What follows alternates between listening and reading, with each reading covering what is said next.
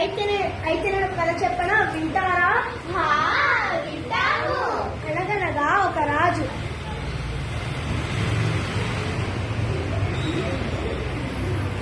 ఆ రాజుకు ఒక పెద్ద తోట ఉంది. ఆ తోటకు కాపలాగా సూరయ్య, అతని భార్య నరసమ్మ ఉన్నారు. వారు తోటలోనే నివసిస్తారు. ఒకరోజు సూరయ్య తోటలో తిరుగుతుండగా, ఈ తోటకి ఎవరు వచ్చారు? ఈ వైపు ఉన్న చెట్లన్నీ ఎవరు తిన్నారు? అమ్మో, ఈ విషయం రాజుగారికి తెలిస్తే శిక్షిస్తాడేమో. చుట్టూ ఉన్న కంచె బాగానే ఉంది, మరి జంతువులు లోపలికి ఎలా వచ్చాయి? ఈ రోజు నుండి రాత్రి నిద్రపోకుండా చూసుకుంటాను. అలా ప్రతిరోజు రాత్రి పగలు తోటను జాగ్రత్తగా చూసుకుంటున్నాడు సూరయ్య. అప్పుడు ఒక అద్భుతం. ఆకాశం నుంచి ఒక కాంతి మెల్లగా తోటలోకి దిగింది.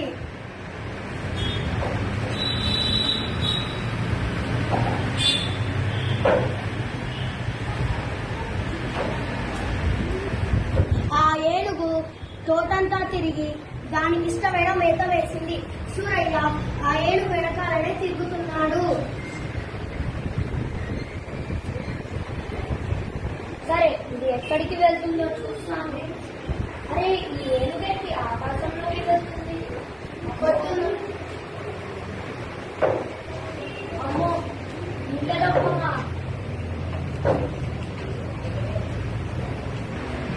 అమ్మో, ఇదేంటి? జంతువులు ఎగురుతున్నాయి, పక్షులు మాట్లాడుతున్నాయి, పాములు పడవెప్పి నాట్యం చేస్తున్నాయి.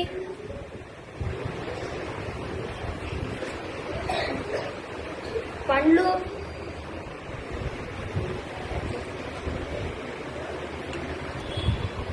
నాకు ఏమన్నా కావాలంటే వస్తాయేమో చూద్దామా? నాకు బంగారు గొలుసులు కావాలి, నాకు డబ్బులు కావాలి, నాకు పండ్లు కావాలి.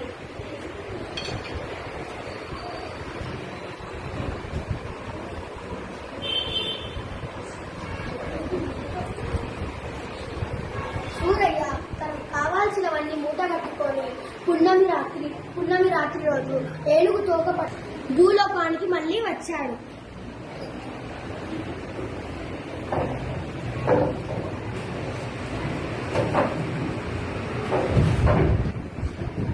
రామయ్య, పుల్లయ్య, ఎల్లయ్య, నరసమ్మ, మల్లమ్మ, అందరూ రండి రండి రండి.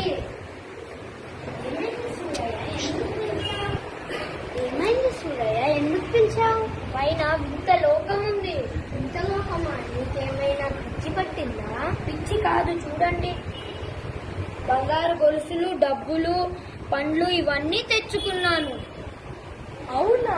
ఇంత లోకం ఎక్కడుంది? ఎలా వెళ్ళాలి? ఇంత లోకం ఆకాశంలో ఉంది. ఏనుగు తోక పట్టుకుని వెళ్ళాను. నీకు నిజంగానే పిచ్చి పట్టిందా? ఎక్కడైనా ఏనుగు ఎగురుతుందా? అయ్యో, మీకు ఎలా చెప్పాలి? ఏనుగుకు రెక్కలు ఉన్నాయి, అది ఆకాశంలో ఎగురుతుంది. అవునా? ఇంకా ఏమేమి ఉంటాయి ఇంత లోకంలో? బంగారు భవనాలు, రత్నాలు, రాసులు, జంతువులు ఆకాశంలో ఎగురుతున్నాయి, పక్షులు మాట్లాడుతున్నాయి, పాములు పడగలపై నాట్యం చేస్తున్నాయి. ఏమైంది?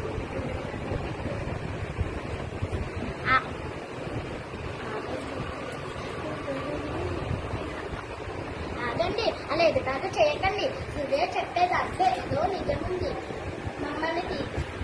మనందరినీ కలిసి వెళ్ళి చూద్దామా? సరేనా? మరి మమ్మల్ని తీసుకెళ్తావా సూరయ్య? ఓ, తప్పకుండా.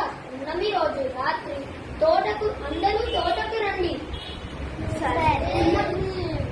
అలా మీ రాత్రిగానే వచ్చింది.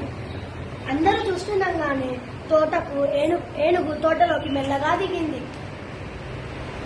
అప్పుడు దానికి ఇష్టమైన ఆకులు మేసింది. ఉదయం కాబోతుండగా ఏనుగు గట్టిగా గింకరించి పైకి ఎగిరింది. సూరయ్య దాని తోక పట్టుకున్నాడు.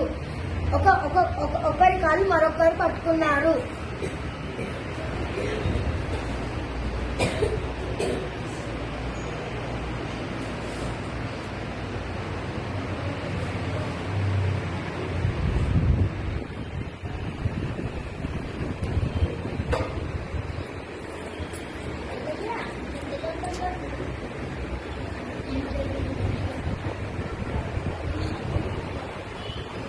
పుల్లయ్య, ఇంత లోకంలో గుమ్మడికాయలు ఎంత పెద్దగా ఉంటాయి? నాకు తెలియదు. నేను పుల్లయ్యని అడుగుతాను. పుల్లయ్య, ఇంత లోకంలో గుమ్మడికాయ ఎంత పెద్దగా ఉంటుంది? తెలియదు. రామమ్మ, ఇంత లోకంలో గుమ్మడికాయలు ఎంత పెద్దగా ఉంటాయి? నాకు తెలియదు. నరసమ్మ, ఇంత లోకంలో గుమ్మడికాయలు ఎంత పెద్దగా ఉంటాయి? సూరయ్య, ఇంత లోకంలో గుమ్మడికాయలు ఎంత పెద్దగా ఉంటాయి? ఆ మాత్రం కూడా తెలియదా?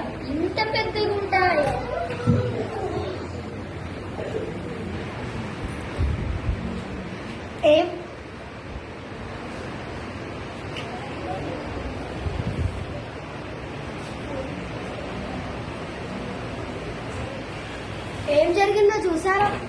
ఏం జరిగిందో చూసారా పిల్లలు?